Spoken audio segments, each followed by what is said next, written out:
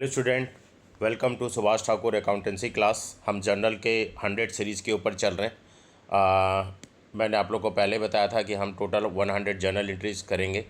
100 journal entries के series में आज हमारा जर्नल एंट्रीज़ नंबर 5 हम डिस्कस करने वाले हैं। और ये हमारी ट्रांजेक्शन्स है, गुड्स सोल्ड की हमारी ट्रांजेक्शन्स है। That is goods sold ₹50,000 to Shyam. Here यहाँ पे कस्टमर का नाम मेंशन किया गया है। तो जब भी कस्टमर का नाम अगर मेंशन हो जाता है किसी भी ट्रांजेक्शन्स में हमारी जर्नल एंट्री में, तो हम उसे क्रेडिट सेल ट्रीट करते हैं। तो इसका मतलब यहाँ पे क्रेडिट सेल हो रहा है।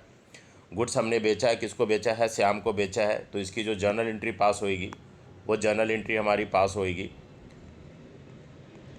Shyam's account debit, the amount debit में 50,000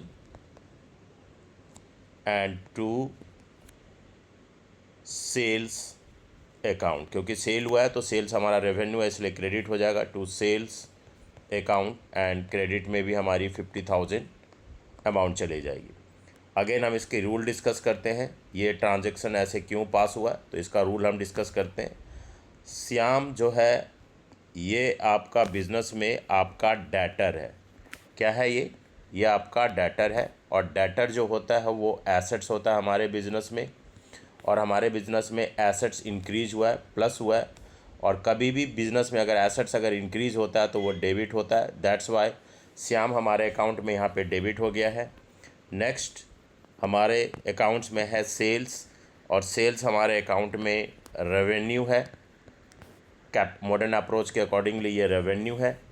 और ये रेवेन्यू भी हमारा जो है यहाँ पे इंक्रीज़ हो रहा है।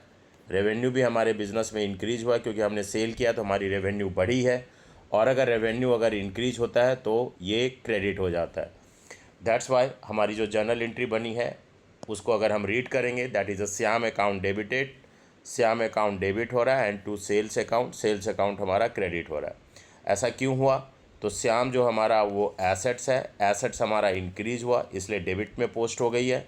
सेल हमारा रेवेन्यू है और रेवेन्यू भी इंक्रीज़ हो रहा है। हम देख रहे हैं दोनों ही इंक्रीज़ हो रहा है, but as per the modern approach rule capital liability and revenue increase होने से क्रेडिट होता है और एसेट्स और एक्सपेंसेस इंक्रीज होने से डेबिट होता है। तो एज़ पर द रूल ये एक ट्रांजेक्शन हमारा डेबिट हो गया है और एक ट्रांजेक्शन हमारा क्रेडिट हो गया है। होप आपको ये एंट्री जर्नल एंट्री समझ में आ गई होगी। नाम अगर कभी भी मेंशन होता है तो वो क्रेडिट सेल ट्रीट की जाती है, और अगर नाम नहीं मेंशन होता है तो उसे हम कैश सेल ट्रीट करते हैं। तो यहाँ पे नाम है, नेम है पर्सन का, कस्टमर का, तो इसलिए इसे हम क्रेडिट सेल्स ही इसे हम मान के चलेंगे। तो इस तरीके से ये जर्नल एंट्री मैंने बता दिया है आपको समझ में आ गया होगा। तो आप इस वीडियो को शेयर करें, अपने फ्रेंड्स के साथ शेयर करें और लाइक एंड सब्सक्राइब कर दें। Thank you. फिर मिलते हैं नेक्स्ट जर्नल एंट्रीज़ में।